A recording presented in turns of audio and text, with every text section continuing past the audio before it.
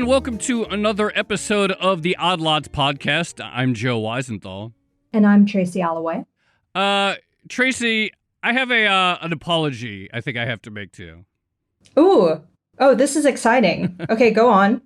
Well, you know how, I sometimes accuse you of being secretly a gold bug and stuff like that, and sometimes I, troll you nicely about your dad being a gold bug and stuff like that, and being super into hoarding physical gold and jewels and gems and stuff like that.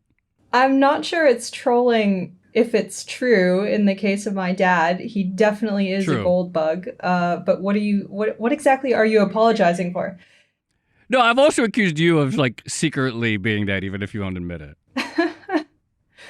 I'm really not. Stuff. Look, I'm not a gold bug, but I'm not going to turn down when people give me gold as a present. Okay, that's fair enough. But you're sort of, I don't know. Okay, I'll move on. But I've always sort of suspected you have those leanings. Wow. Anyway, the reason I have to apologize is because I'm coming around to that view myself, and I myself am kind of becoming a closet, or maybe out of the closet gold bug myself. Isn't this the third time you've changed your opinion on gold?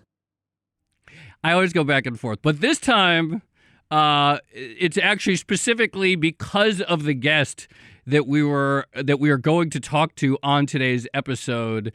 I recently started watching his videos on Instagram, and he is such a compelling salesman for gold and jewelry and gems that I'm kind of changing my mind on the whole thing, and I want to start getting into hoarding gold. Well, look, the field of people selling gold is kind of a crowded one. So I'm really curious what the sales pitch is exactly here. It must be a good one if it's changed your mind again. Well, for the last 10 years since you and I have been in, covering finance, most of the people advocating gold are these sort of angry, old-fashioned types like Peter Schiff, and they spend all their time railing against the Fed, and honestly, it's kind of tiresome. But my eyes have opened up to a different case for it that I find to be far more compelling. What's the case? Well, let's before we get to that exactly, let's just backtrack a little bit. I know you're in Hong Kong, but did you see the movie Uncut Gems? I did. It was really, really good. Pretty stressful at times, given it's about this New York jeweler whose life is basically spinning out of control due to a gambling addiction. But it's really good. It's really good. It's really stressful. I would say it's probably my favorite movie that I saw in the last year or two. I loved it. I want to see it again. But anyway, on today's episode, we are actually going to be speaking with a person who played a role. He was an actor in the movie, and he is a real-life jeweler. So I know who you're talking about. It was the behind-the-counter sort of jeweler or assistant in the main character's shop, jewelry shop. Right, exactly. So for those who don't know, who haven't seen it, you should see the movie, but Adam Sandler's character plays a jeweler in New York's Diamond District, and one of his employees, the character Yussi, is actually a real-life jeweler who's been in the game for a long time, and he's here now, and we're going to talk to him about what the business is really like, what the movie got right and wrong, and why people love jewelry and gold so much. That sounds great. Let's do it. All right, let's do it. So without further ado, I want to bring in Maksud Agadjani. He's the CEO and founder of TraxNYC. He played the character Yussi in the movie. He's a jeweler. He sells jewelry to rappers and others, much like the Sandler character in the movie. Maksud, thank you very much for joining us. Thank you for having me very much. Thank you. How did you how did this happen that you got a character in this movie and that you're an actual jeweler who is in Uncut Gems? Well, listen, they had this complicated scene in the showroom in Uncut Gems, and they needed to make it look like an authentic place with somebody who looks like a jeweler. And there's not that many people in Hollywood, apparently, that can fill that role. So they started looking for New York City jewelers on Google, I guess. I popped out. They auditioned me, and I got the part, and I did the scene for him.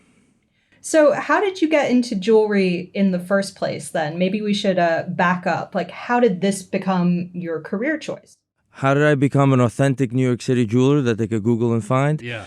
Well, in 2004, when I graduated high school, I just needed to start making money, and I saw that there was a market that was opening up on the internet, on eBay. So I started photographing jewelry from a jewelry store I found on Canal Street, downtown here in Manhattan, and putting it up on eBay. And when I would sell a piece of jewelry, I would go and buy that piece of jewelry and ship it and keep the difference. And that wasn't a particularly easy thing to do. It's easier to say now than it was to do back then. But I, crowbarred my way into the industry. And here I am. I didn't know I was going to be here 15 years later, but I'm here. And now, like, you're a legitimate star. I mean, beyond the appearing in the movie and all this attention, you in your jewelry, your shop, you sell to stars, you sell to rappers. Your website's amazing. It has all kinds of not sort of traditional jewelry like chains, but interesting like diamond encrusted, whatever they are. That's right. Cartoon characters and pieces and Jesus heads and all sorts of stuff that whatever the market demands, I try to supply. How did you get into that aspect? So how did you go from essentially flipping cheap jewelry that you found on Canal Street on eBay into creating your own pieces and finding a high-end market for them? If you want to increase your profit margin, you're going to have to learn how to manufacture rather than buying from wholesalers. So little by little, I learned how to manufacture, cast the gold, set the diamonds, get the diamonds from the diamond dealer for the right price.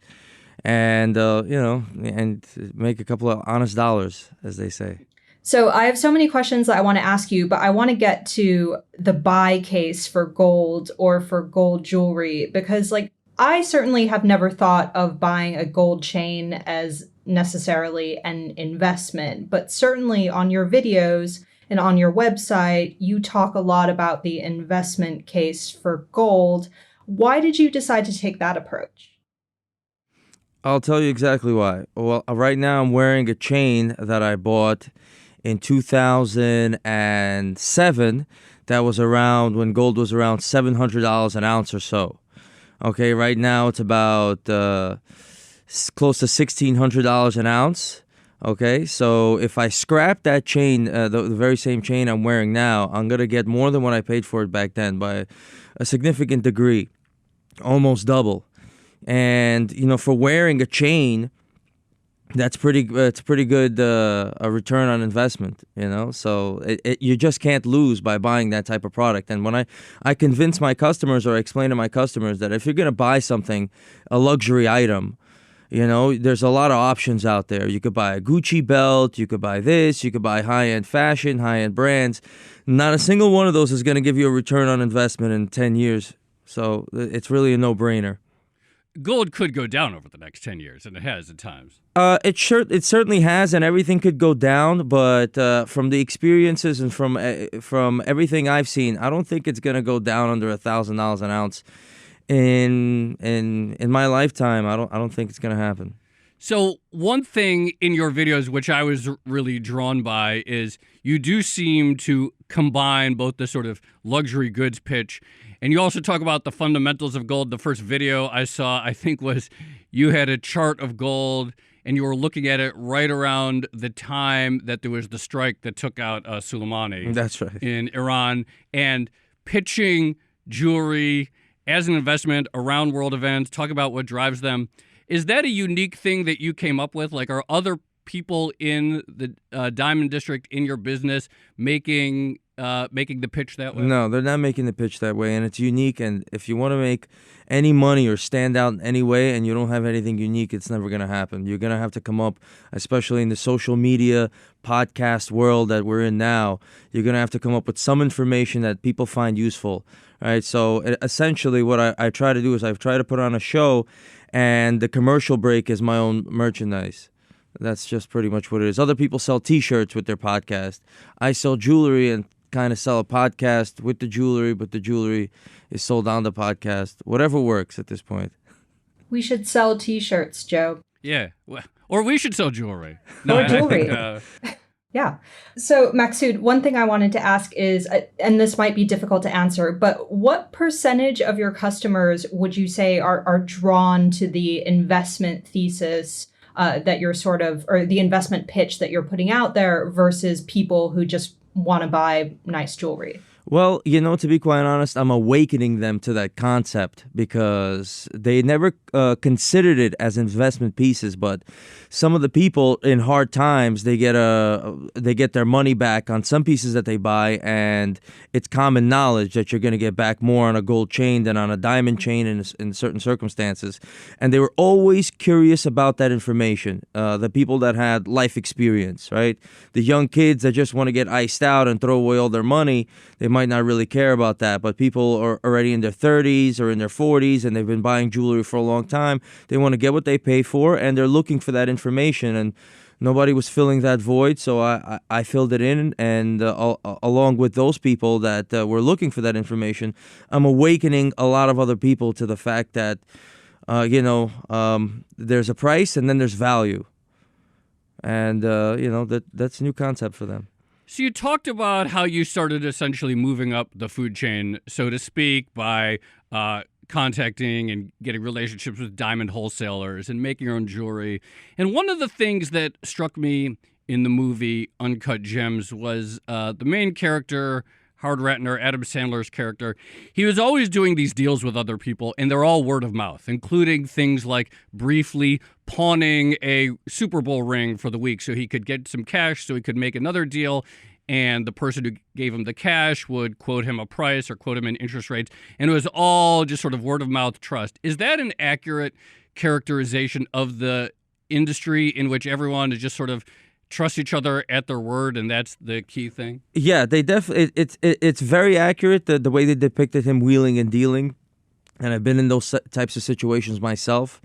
All right, as much as one wouldn't like to admit it, I would. Sometimes you have to close one deal, you have to have some value in some dead stock. You have to pawn it for a week, go get the other watch, ice it out, go get it to the customer, then get the money, go bring it back, and so on and so forth, and hope you don't trip up along the way. And once you develop a reputation, listen, if you have,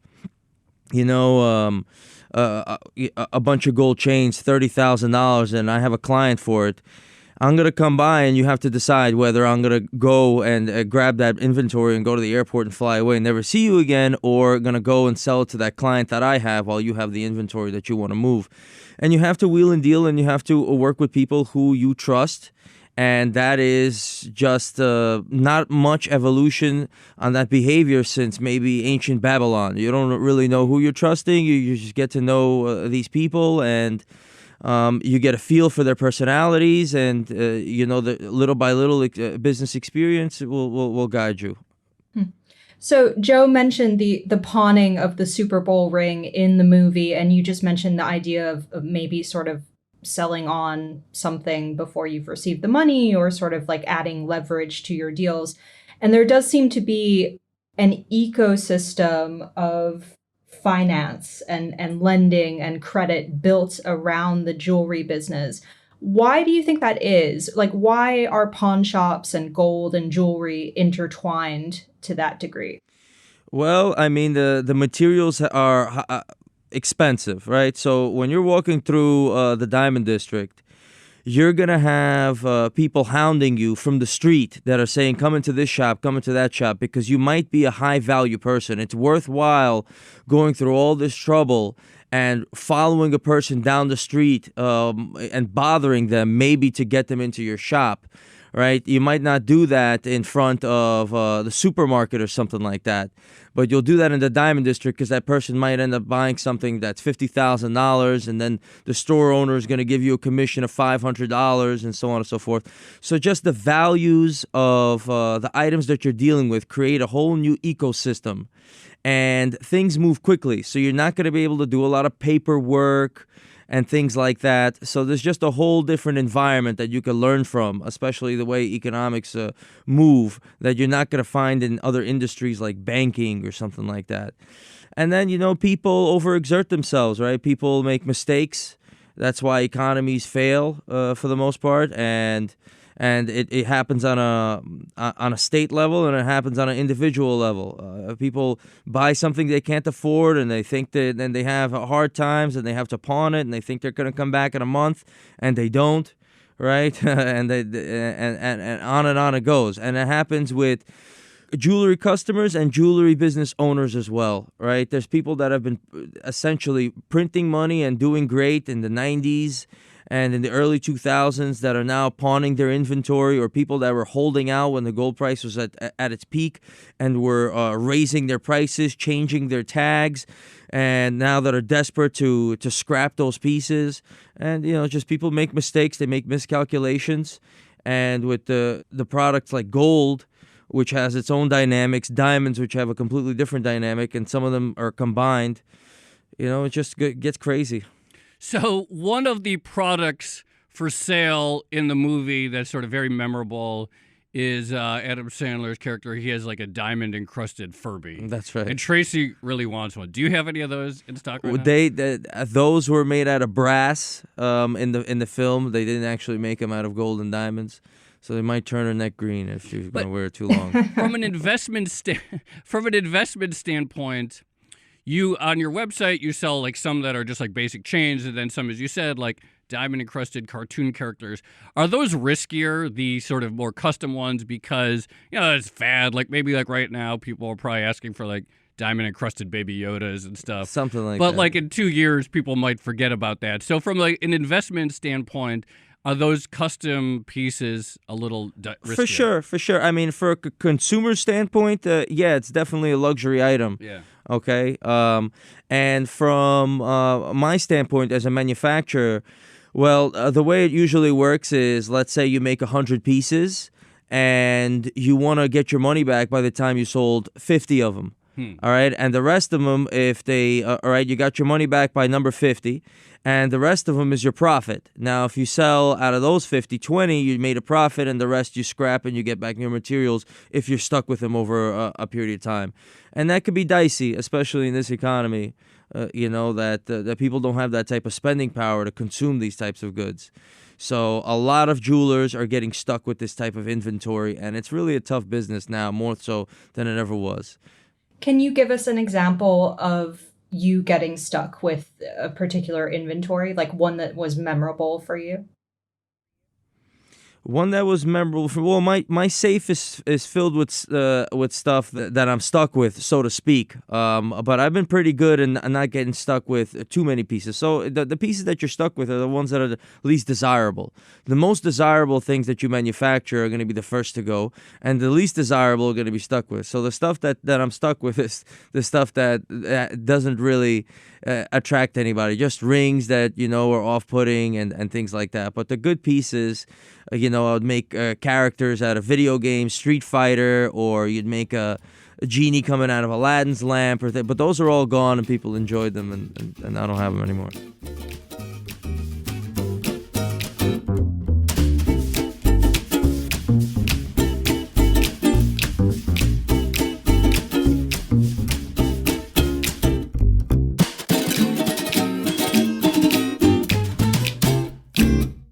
So if I came in tomorrow and I said, I want to get a gift for Tracy, I want to get her that diamond encrusted Furby, what would you require? What would be the process? I will, maybe. What would be the process? What would you expect of me? Do I have to put money down? How's the process? I'll explain exactly what the process is. So if you want to custom manufacture anything, you're going to have to put a deposit right down so we could start making the model of what it's going to look like on a computer in 3D. Once that's done, all right, so you put $1,000 down. Let's say you have a $10,000 budget on whatever you're manufacturing. Whether it could be a custom engagement ring or a Furby piece or a Zodiac, whatever. So you put $1,000 down, we show you what it's going to look like, we do all the calculations, how much it's going to weigh, how many carats it's going to be, and then you have to put a production deposit down, which is going to be around another $5,000, $4,000, and then we finish it, you see it, and you finish paying for it, you wear it, Tracy's happy, you're happy, I'm happy, Bloomberg's happy. I'm not sure Bloomberg's if all of us, I'll see what happens if I try to expense that, but if all of us are going to be happy, I think we have to do it, Tracy. I think so. Make it gold heavy and you'll be good. I will be the happiest of all. So yes, we should do this. So you mentioned 3D printing just then, and in watching some of your videos, that definitely comes up a lot. How important was 3D printing, or how much of a revolution was it for the jewelry making industry? Like, how did people make these custom pendants, whether it's Furbies or Baby Yodas or Jesus heads or whatever? How did they do that before, and did it become more popular once 3D printing came into being? Well, they were doing it by hand. So they take a piece of wax and carve it out by hand. And the waxes that they would make were far more primitive than what you could make on a computer now. And, the complicated things like back, however, 100 years ago or so, like a Fabergé egg, that was stuff that was done by hand, and that was extremely difficult to do. You'd have to get an incredible craftsman to do that. Now you could make that type of stuff to even higher quality and higher detail on a computer. So, it's a world away, and what you could manufacture, the jewelers have really not tapped into it just yet to the capacity that it could be, because your capabilities are limited by your imagination with this machine that prints out whatever it is you came up with. So yeah, I definitely recommend people should check out your Instagram and check out the 3D printing videos because they're really cool. Are you rare, like if you were to go to other shops in the Diamond District, is that still something that most of them haven't gotten into? They don't have, well, you have to manufacture to a high degree to own a 3D printer. The 3D printer I just bought, and I just bought it a couple of months ago, was about $60,000. Okay, and we did some research, and we got a pretty good one, and so on and so forth. You got to learn how to use it first and foremost. It's not like the printer you have at home. There's some maintenance there, and the materials you got to buy, and so I had a girl that knew how to do it, so we were able to make that leap. And that's pretty forward thinking. The average jeweler's not going to have that. The manufacturer might have it, but it's still new technology, so Grandpa's not going to be able to tune into it that quickly, and I'm a little bit, I guess, of as far as jewelers are concerned, on the younger side. So I'm trying to use any advantage I could get, and that's definitely a big one. This feeds into something else that I always wondered about. But if I buy a piece of jewelry, what percentage of it, on average, I guess, is going to be the actual labor cost versus the input cost of the materials like gold and diamonds? Well, that depends who you're buying it from. All right, if you're buying it from Tiffany & Co., let's say, for example, silver is about $2 a gram. So don't do much more math than that when you're going in there. I don't want to, disparage the entire industry, but when you're going to buy a shirt or when you're going to buy something, if you think about the cost of the material versus what you're paying for it, it's not fair to apply that to the jewelry business too much, and I'm the only one to blame for that because I started making that application for people, what the value is. But there's a significant difference, and especially for the most part, you're paying for branding. Okay, you're going to Cartier and you're buying a gold bracelet and diamond bracelet, but you're paying more for the name Cartier. You're paying more for the name Tiffany & Co. That's why there is a Diamond District here, because once people realize, okay, I bought this 1 carat platinum ring for Tiffany for $20,000, but the materials to manufacture that ring cost $7,000 or $8,000 in the Diamond District, and the materials are really $4,000. I mean, you do the math, and it creates a demand for the Diamond District for these bigger brands. But then you also increase your risk when you're making that type of purchase. Tiffany & Co. is going to get you exactly what you pay for. You want to save $10,000, you might, or you might get some sort of a disappointment or this or that, and there you are. So, welcome to reality. Other than, say, buying from you, because I'm sure you'd recommend yourself as the most reputable and honest jewelry dealer, for your sort of an average person, what would be some things like sort of like buying tips that they should know so that they don't get hoodwinked when they're buying a piece of jewelry somewhere in the Diamond District? Sure. Well, listen, you want to read the reviews, okay? So we're celebrity shop, but it doesn't matter what I say because the average person does what celebrities do. Okay, they're not sitting here using information to make complicated decisions and things like that. That's what I've realized, okay? And that's why I have such a hard time, marketing the business to a certain extent, because the average person doesn't care about information or value or anything like that. They're all, celebrities are buying here, I'm buying here too, I'm a celebrity now. That's the way they're thinking. That's the end of it. But for the person that is interested in that, you just got to do your research, read your reviews, look up the price. Google is an extraordinary tool. You know, you can figure out the distance from here to Mars or anything you could imagine. So if you really want to research the price of something, you just put price of 1 carat or price of this and price of that, and do simple math like I did when I was 21 years old, you know, or whatever it is, to figure out how to get the ball rolling. And that's just a general rule for anything. Maksud, you mentioned that the dynamics are different for gold versus diamonds, and the movie Uncut Gems, I don't think I'm giving anything away, but it revolves around this massive black opal that's uncut.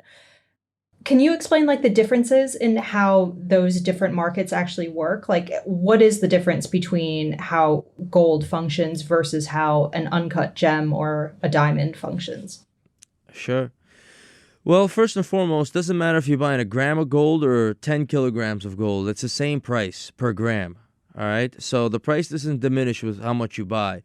But with diamonds, that greatly affects it, right? If you're buying 1,000 carats of diamonds or 1 carat, you're paying 2 completely different prices per carat.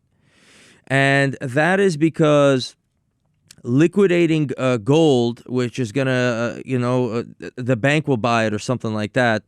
Governments buy it, and has that type of demand where they'll trade it for cash and at a moment's notice. Diamonds don't have that. You have to find a consumer to sell your diamonds, and that is a difficult process. Okay, there is a demand for diamonds. Everybody wants diamonds. No one's going to be object to having diamonds. If I started giving out diamonds in your office, I don't think I'd get 2 people to say no, thank you. But the reality is, how much are they willing to pay for them? Okay, so if I'm going through the job of advertising a business and finding the consumers, and I'm going to be able to buy 1,000 carats a month or something like that, like right now I buy about 500 carats a month or something around there, I should definitely get a way better price than the person buying 1 carat, because I'm allocating all of these consumers and I'm putting together all these marketing plans and investing all these marketing dollars to be able to move those goods. So you go to the word uncut and uncut gems. So the way let's just put that on pause for a second, and I'll give you an insight into how these materials travel. You dig them up from wherever they're at. Then comes the process of cutting them and polishing them. All right. So most of that happens in India. The labor is cheap, and the stones get there. They get over there. So half of the game is buying the rough and then having it polished and having the polishers. And there's some big players doing that stuff. Okay, whether that's coming for in Israel or Belgium for the bigger stones, and for the smaller stones, it's going to be happening in India. So once you've bought the rough for cheap from the miners, whatever is going on there, I'm not sure because I'm not in that part of the business. And then you get it polished with your big polishing production, wherever that's at. Now you're bringing it to the diamond district to go get it to the end consumer. And that's where I come in, because I'm getting it to the end consumer. So if I'm going to sit here and liquidate all these materials into cash, I'm going to make sure that I get it for way cheaper than what I sell it for. Otherwise, I'm not going to do it.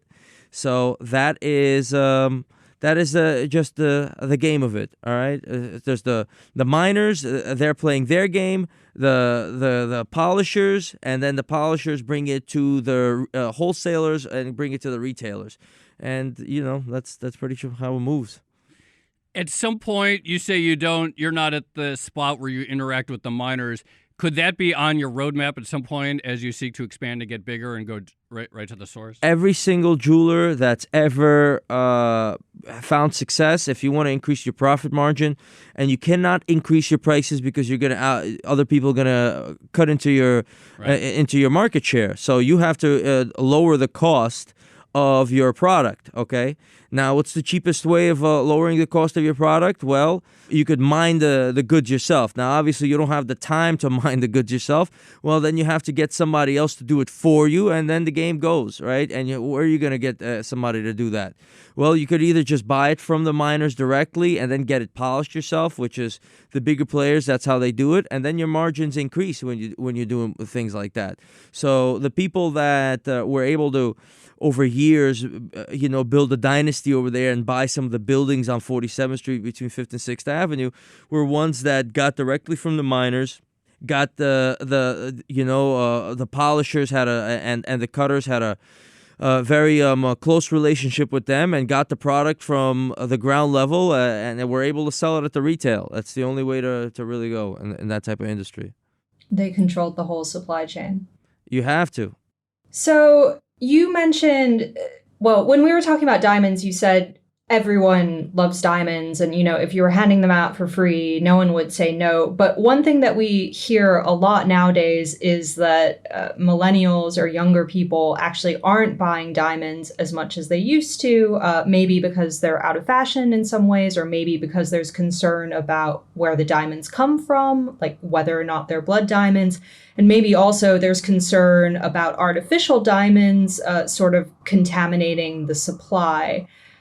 Do people still want diamonds? And do any of those trends, like lab-grown diamonds, actually impact your business? Yeah, everything impacted from everything you mentioned. Well, certain millennials are off-put by diamonds nowadays because they have a whole different mentality. And number one, they really don't have the money to buy any diamonds, all right? That's just a reality as well. They don't have any of that extra income that they're going to sit here and start getting diamonds for their girlfriend on Valentine's Day and things like that. They're lucky if they could take them out to a normal restaurant. And on the other hand, well, that's on one half of it. The other half, the demand is increasing for more of a hip-hop style jewelry as hip-hop is expanding around the world.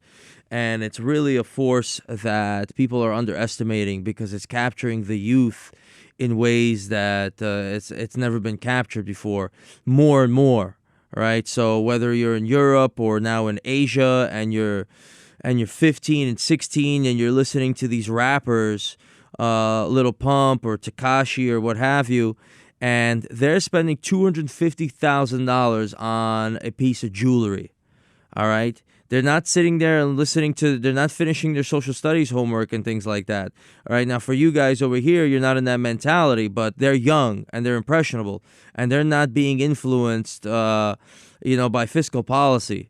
They're being influenced by someone who took $250,000 and bought a necklace, and they want to participate in that, and they participated, so that market share is probably going to grow, and the one that's going to decrease is probably going to be these millennials that they might just switch to what they're buying. They might buy a little sapphire in a silver ring or something like that, or something on the cheaper end. There's still a profit margin there, so to speak. The market is going to shift around that.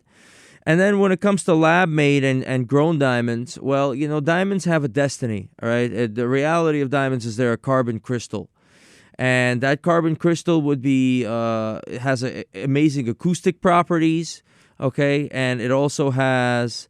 it would be great for a window on a spaceship or something like that, or you could put it. If you could make an engine out of diamonds instead of out of steel, it'd probably last to a couple of million miles or maybe indefinitely. So it has a destiny that's not just for aesthetic appeal or something like that. So it's going to end up there. I don't know how long it's going to be, but I think that diamonds are going to be manufactured more and more, and then once it has some industrial purpose, I don't know what's going to happen, but it's going to be interesting. Well, this gets to something that I really wanted to ask you, and I think it's sort of one of the big things that's been on my mind since watching the movie, which is just sort of the obsession with diamonds and gems. And the movie opens up with one of the miners in Africa getting injured. We see the extreme lengths that the people in the diamond district go to get their hands on gems. We see the impact that the gem in the movie had on Kevin Garnett, the basketball player, inspiring him in the movie to win the NBA Finals and so forth. Just in your view, sort of from a big picture standpoint, What is it about diamonds? What is it about gems? What is it even about gold that just sort of like hits people at this fundamental level that they just go crazy to dig up rocks from the earth? Well, that's a good question. Gold is called the most beautiful element. Okay, so I don't remember how many elements there are. I think like 100 or something like that, around there. And out of all of them, the most beautiful is gold. Okay, it has incredible reflective properties. It reflects light. It looks like sunshine. When regular light hits it, reflects it. It's quite beautiful. That's all it needs, right? To some people in this world, beauty is all they need to get by, and that's what these gems have. And they attract attention, right? If there was a bar of gold in a room and somebody walked in it, their eyes are immediately on it. And if you have that substance, those eyes are going to kind of transfer on you. You kind of share those properties, all right, on a subconscious level with them. You have it. Why doesn't everybody have gold, right? I just did a calculation the other day. If we were going to distribute all the gold that's ever been mined evenly, everybody would get around 11 grams. Per person, okay, of gold, right? If we were all equal, but we're not all equal. Some people have massive amounts, some people have nothing at all. And who has the massive amounts, who's who and what's what, all that just plays into that. And that just is an advertisement for people that they have this beautiful stuff. And the other hand, it is beautiful because I have a couple of sapphires I own, right, that I'm saving or I'm using for something interesting. And when you look into some of these sapphires, maybe it's in my head, but it's such a deep, beautiful blue, right? And some of the ones I have are very rare. As opposed to some of the really dark ones that don't have that luster, and you find that perfect pitch of color and cut and clarity, and it becomes something so rare that you really just enjoy just looking at it. I don't know. Is that your favorite gem, sapphires? I love sapphires. It's my birthstone, so when That's September, right? Yeah, September. That's me too. Yeah. Maybe I need to get a sapphire. So just when I first saw the sapphire and I was told it was my birthstone, again, just the psychological impact of that. When I was young, I was just intrigued. But okay, it's my birthstone. Can I have one? No, you don't have any money, right? Here's this little one, or here's just this tiny one. But where's the bigger ones, Mom, or this one, that one? And you have that feeling that this is something you want but can't have. Why not? Well, there's not enough of them for everybody. You have to be special to have one, and it's just a part of the human experience that's not really going anywhere. Tracy, if I get you a gem-encrusted Furby, will you get me a sapphire for my birthday? That sounds like a really good trade, actually, because I'm pretty sure the Furby is going to cost like $20,000. So yes, you can have a small, dark sapphire in exchange I'm getting for a lot of business here. I'm hoping you guys are going to be buying it from me and no one else. How's your? I'm curious how your life has it changed in any way since the movie came out? Yeah, definitely. It's definitely a benefit, right? The way I equate it is if I was trying to put myself in a movie for a commercial, I think it would cost me over $1 million to do something like that, right? If I came out with a new car line or a car and I want to put it in a new James Bond movie, right? It would, and I had, BMW and I wanted to put it in there. I think it would be quite an expensive endeavor. So for me to be a jeweler in the Diamond District and get a part in a Diamond District movie, one of the very few that there's been, is a blessing, essentially. So it definitely has benefited me, and it just hit international Netflix.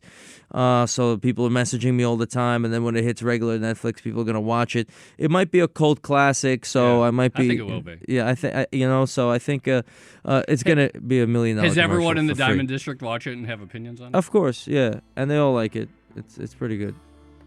Well, Maksud Agadjani, thank you so much. That was fantastic. Thank you. Been looking forward to this conversation a long time, and appreciate you coming on. Oh, I have one last very small question. Sure, any If I question. don't get a diamond-encrusted Furby, like let's say I don't want to spend quite that much. What's just sort of like a nice, like, basic thing to get someone? Well, that's a good question.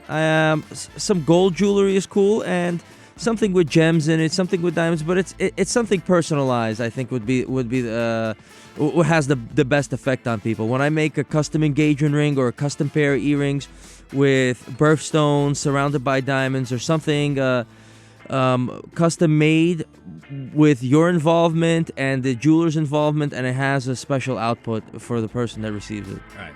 I'll be by the shop soon. All right, sounds good, brother. Thanks. I appreciate you.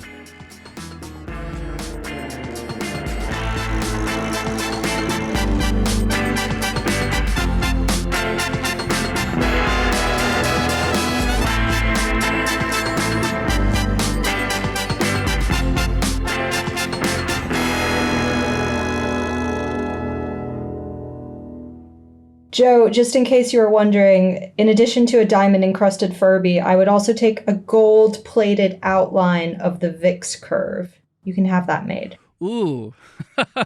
Okay. I have to think about what I want customized from you, but I'll definitely I'll get you one of those two things for sure. Excellent. Maybe. Excellent. So I think I'm a legit I'm a gold bug now. I'm totally sold, and I totally get it. You know what I really liked, in fact, among other things, I thought Maksud's point about how little gold everyone would get if we had to distribute it evenly. Because on some level, okay, yes, life isn't fair, but it is the ultimate sort of emblem of like, yeah, there are aspects of the world that are a zero-sum game. And if you have more gold, then that means someone else has less of it. And just sort of like that sort of drive, like something about that really resonates to me, as I can see why people not only want to acquire it, but show off that they have it. I think you're becoming an economic nationalist. But there's one thing that we didn't discuss, which is, okay, so obviously gold is a status symbol, it signifies power and it signifies wealth, but in the movie, in Uncut Gems, gold and all this jewelry and the black opal that we spoke about actually becomes a problem for the guy, right? It's a source of instability in his life and insecurity. And I wonder, you know, if you do put all your money into gold, then obviously you have a storage issue. You're going to have to put it someplace safe.